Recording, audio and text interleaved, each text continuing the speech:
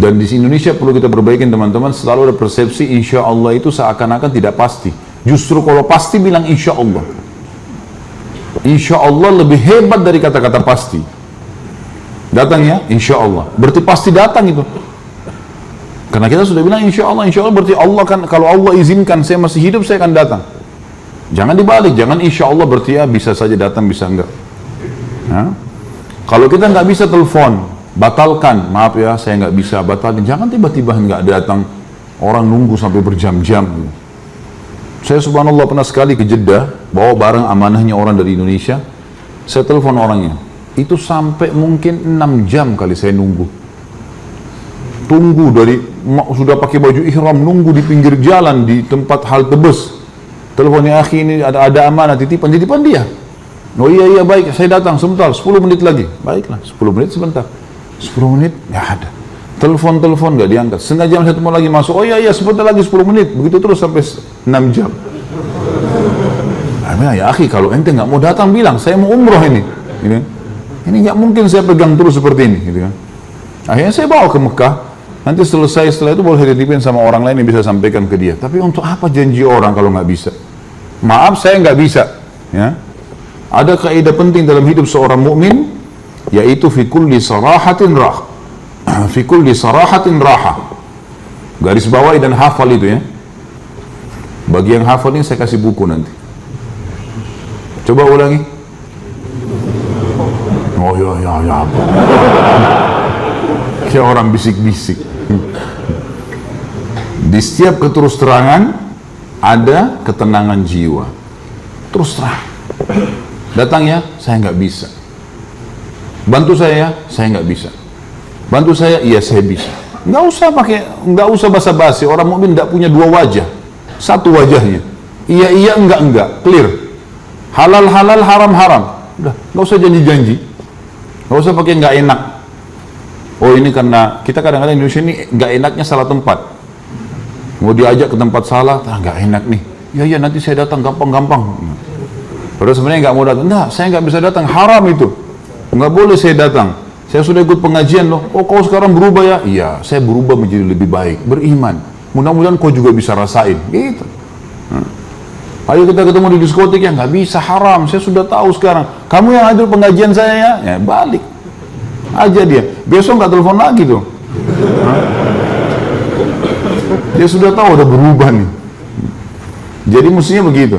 Itu satu kaidah sederhana menyelamatkan kita dari sifat kemunafikan. Nggak ada wajah dua. Jelas semuanya.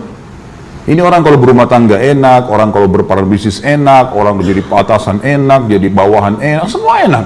Karena orang tahu orang ini ya apa yang dia bilang ya iya. Nggak ada yang rahasia. Nggak ada sesuatu yang dirahasiakan, dalam arti kata memang ada hal-hal yang boleh kita rahasiakan ya. Tapi kalau umumnya memang orang tahu ya sudah nggak masalah. Kemudian yang keempat adalah kalau mereka berdebat, mereka curang. Itu sifat orang munafik yang keempat. Kata Nabi SAW, kalau 4 hal ini ada pada seseorang, pastikan dia munafik tulen sampai dia bertobat. Jadi kalau dia berdebat, curang. Di sini kenapa dikatakan berdebat curang? Karena orang beriman tidak butuh berdebat. Tidak butuh. Teman kita benar, oh iya, Anda benar, saya terima. Selesai, clear. Di setiap keterus terangan ada ketenangan jiwa. Oh iya benar nih, saya yang salah, saya terima. Kan clear. Orang yang suka berdebat walaupun dia salah, ciri munafik. Karena dia tidak mau kalah. Maka ini orang munafik, cirinya. Ini yang dimaksud dengan dia curang, artinya biar juga jelas-jelas salah, tetap ngotot. Nah, ada orang seperti ini teman-teman, jangan jadikan sebagai sahabat. Orang yang baik, orang yang selalu menerima kalau benar. Kalau kita dinasihatin oleh orang lain, tugas kita menerima, mencerna, memilih yang baik, dijalankan. Bukan kalau orang nasihatin kita, fikir poin apa yang bisa saya pegang, lalu saya balas. Banyak orang begitu dinasihatin. Dia dengar tapi dia pikir, ini poin ini. Nah tapi kan tadi kamu ngomong begini, bantah. Gak usah bantah, gak perlu. Orang kasih nasihat, ya terima kasih. Alhamdulillah, baiklah. Kalau dia salah, dia hardik kita, terima transferan pahala gratis. No? Dia caci maki segala, ya, oh iya. Senyum saja, bagus, terus aja. Saya terima transfer tuh. Saya pernah cerita ini, Ibnu Abbas radhiyallahu anhu pernah pakai jubah baru lalu dicaci maki oleh orang. Kamu begini, kamu begitu, kamu macam-macam. Apa yang terjadi? Ibnu Abbas diam sampai sambil senyum. Sudah selesai orang itu caci maki, oleh Ibnu Abbas dibuka jubahnya. Ini hadiah buat kamu. Sampai malu orang itu. Tadi caci maki dia, kenapa Ibnu Abbas pakai baju baru? Cemburu gara-gara bajunya orang. Kenapa? Baju di badannya orang. Hah? Ngapain kamu yang cemburu? Badan bukan ada juga gitu ya. Kenapa harus cemburu? Tapi begitulah. Lalu Ibnu Abbas mengatakan kepada pegawainya yang ada bersama di beliau, yang selalu bawa-bawa bukunya apa macam-macam kebutuhan Ibnu Abbas, dia mengatakan, beritahukan alamat rumah saya, rumah kita orang ini. Siapa tahu dia punya hajat kita penuhi. Maka Ibnu Abbas, pegawai Ibnu Abbas sampaikan, lalu orang itu diajak ke rumah, lalu diberikan hadiah, sampai orang itu jadi muridnya Ibnu Abbas. Teman-teman sekalian, jangan pernah balas kebodohan dengan kebodohan, tapi balas kebodohan dengan kepintaran. Orang teriak caci maki, biarin aja. Jangan kita ikut-ikutan. Kalau ada dua orang, dua-duanya ribut, dua-duanya jelek nggak? Dua-duanya sama jeleknya. Biar tampannya bagaimana jadi jelek juga. Matanya belalak, mulutnya besar-besar, kelihatan ludahnya muncrat semua. Jadi jelek. Kata Nabi SAW, kalau dua orang bertengkar, maka yang memulai pertengkaran dilaknat sama Allah tuh. Yang diam ini dikasih pahala sampai rivalnya ini balas. Kalau kita ikut balas, maka kita juga sama dengan dia. Jangan balas kesalahan dengan kesalahan, kebodohan dengan kebodohan. Kita digibah, kita juga gibah, itu kebodohan. Ada satu hal yang saya ingin titik beratkan teman-teman sekalian, penting sekali. Allah yang maha tinggi dan maha pemurah selalu mengawasi kita dengan keadilannya, dengan keluasan ilmunya. Hukumannya memang benar akan datang kepada pelanggar, perlindungannya memang datang kepada orang-orang yang terzalimi, pasti. Renungi riwayat ini. Musa alaihissalam pernah satu waktu berkata kepada Jibril alaihissalam, sampaikan kepada Allah, saya ingin melihat keadilannya Allah.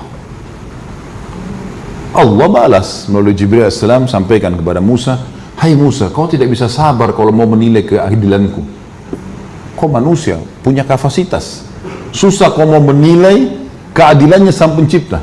Kata Musa, dengan taufikmu ya Allah, saya akan coba. Baiklah. Allah tunjukkan satu kejadian saja, satu kasus saja. Hai Musa, pergi ke mata air ini. Pergilah Musa alaihissalam ke mata air itu. Pas tiba di mata air itu teman-teman, Allah memerintahkan Musa alaihissalam hanya lihat saja. Nggak buat apa-apa, cuma melihat. Ada kejadian. Rupanya ini di padang pasir luas, ada mata air, ada air mengalir. Datang satu orang nunggangi kuda lewat di situ. Orang ini minum, turun dari kudanya minum. Rupanya di sisi pinggang sebelah kirinya ada kantong isinya banyak duit. Waktu itu jatuh di dekat air itu. Orang ini nggak tahu, minum air pergi naik kuda. Musa alaihissalam lihat, ini kejadian pertama ya. Tidak lama kemudian datang anak kecil, umurnya 9 tahun, 10 tahun, belum balik datang. Minum air di situ, dia lihat ada kantong duit, diambil sama anak itu. Pergilah anak ini. 2. Yang ketiga, datang orang buta. Orang buta ini mau sholat. Dalam kisah ini dikatakan mau sholat. Allahu alam, pada zaman Nabi Musa alaihissalam sholatnya apa sama dengan kita nggak tahu. Ya. Tapi jelas mereka punya ibadah, sholat gitu kan. Apakah jumlah rakaatnya sama? Allah alam, karena kita tahunya jumlah rakaat kita berbeda dengan Nabi Musa alaihissalam, karena Musa sendiri waktu kejadian Isra dan Mi'raj meminta kepada Allah Muhammad SAW agar meminta diringankan sholatnya kan. Baiklah, orang ketiga ini wudu, orang buta, dia dengar suara air, dia wudu. Waktu dia lagi wudu mau sholat, orang yang naik kuda kembali, dia cari mana uangnya nih. Lalu dia bilang, ayo Pak buta, kamu ya yang ambil uang saya. Kata orang buta itu, saya nggak ambil uang. Saya buta, uang apa? Saya nggak bisa lihat. Enggak, kau pasti ambil uang. Tadi saya turun di sini, saya minum sini, uangnya jatuh di sini. Enggak, ribut, cekcok, akhirnya si penunggang kuda membunuh si buta. Udah selesai. Buyar gitu. Sudah bubar sekarang, pergi orang yang itu, uangnya sudah hilang, si buta sudah mati di situ. Musa alaihissalam lihat. Musa berdoa sama Allah, ya Allah, saya nggak sabar lihat ini. Ini kejadian. Mereka tidak saling tahu nih ceritanya, tapi Musa lihat dengan mata kepala, jadi tahu maksudnya, kasusnya kan. Lalu Jibril datang mengatakan, hai Musa, Tuhanmu mengirimkan salam kepadamu dan mengatakan, makanya sudah dikatakan kau tidak akan sabar, hai Musa. Tapi perlu kamu tahu, Tuhanmu Allah maha mengetahui dan maha adil. Begini ceritanya. Si penunggang kuda itu tadi yang jatuh duitnya, dengan hikmah Allah jatuh dari dia, itu adalah tuannya, majikannya, anaknya, ayahnya si anak yang mengambil uang. Anak ini tidak tahu kalau ini majikan ayahnya dulu. Tapi rupanya ayahnya si anak ini pernah bekerja sama si penunggang kuda. Pernah bekerja sama penunggang kuda ini tidak memberikan gajinya. Dan subhanallah, gajinya senilai kantong itu. Jatuh dengan hikmah ilahi. Anak ini nggak tahu kalau ini dulu yang dolimi ayahnya. Dia datang mau minum di padang pasir, ada duit diambil. Allah dengan kemahadilannya memberikan haknya si ayah anak ini dengan caranya. Lalu yang buta bagaimana? Kata Jibril alaihissalam, si ayah ini, ayahnya anak, pada saat dia tidak dikasih gaji oleh penunggang kuda, dia pun mencari kerja di sana sini, sampai akhirnya dia bertemu sama si buta. Ini si buta dulu bukan orang buta. Lalu si buta ini dengan sebuah kejadian membunuh ayahnya si anak. Jadi dua orang ini yang jatuh duitnya penunggang kuda pernah mengambil hartanya ayahnya si anak. Si buta ini membunuh ayahnya si anak. Anak ini nggak tahu. Akhirnya Allah membuat si buta dibunuh oleh penjahat juga karena dia membunuh ayahnya si anak. Coba bayangin teman-teman, kalau kita di posisi manusia, bisa kita faham ini? Rumit sekali. Itu baru satu kasus. Bayangin berapa kasus ini. Hah? Itu hakim hadapin masalah saja bisa nggak tidur dia di pengadilan. Bagaimana kalau seluruh dunia ini masalah? Apa yang kita bisa ambil pelajaran dari kisah ini teman-teman sekalian? Bagaimana Allah mengawasi, mengontrol, dan kalau orang beriman berada di relnya Allah, nggak usah khawatir. Nggak usah jadi orang munafik, nggak usah jadi orang kafir, orang mukmin enak. Dan Allah maha adil, pasti mengambil hak kita. Bayangkan ayahnya si anak ini sudah mati loh, Allah masih kembalikan haknya dengan caranya Allah. Allah mengatakan dalam Al-Quran, a'udzubillahi minasyaitonirrajim, innahum yakiduna kaida wa akidu kaida. Mereka mau ngatur tipu daya, aku juga mengatur tipu daya, kata Allah. Nggak bisa buat apa-apa mereka. Jadi teman-teman sekalian, tidak usah khawatir. Ada banyak orang lemparkan isu umat Islam lagi terdesak, nanti akan dibantai. Isu semua. Kita punya wahyu dari langit, orang beriman akan menang. Selesai konsepnya. Mati terbunuh, mati syahid. Terzalimi, ambil haknya di akhirat. Nggak ada yang hilang. Nggak ada yang hilang. Jadi bagaimana saja kita berada di realnya Allah, ya. Dan setiap kali antum menghadapi sebuah masalah teman-teman sekalian, yang paling pertama lakukan muhasabah diri sendiri dulu. Bisa saja Allah mau kita beristighfar dengan hikmahnya. Kita punya salah, bertaubat, astagfirullah wa atubu ilaih, kita taubat pada Allah SWT. Insya Allah kalau itu permasalahannya connect, nanti sisi itu berhenti gitu. Pemicu kita jadi masalah ini akan berhenti dengan hikmah Allah. Karena sebenarnya sumbernya di sini. Kalau kita tidak melakukan perbuatan, sudah tenang aja. Pasti ada sesuatu yang Allah inginkan, peninggian derajat kah, akhirnya nanti orang dikenal, nanti ini A, B, C, banyak hal lah. Kita berada di ranah, di zona yang dikuasai oleh Allah teman-teman sekalian. Allah melihat, Allah mengawasi segala-galanya. Orang beriman akan tentram dengan itu.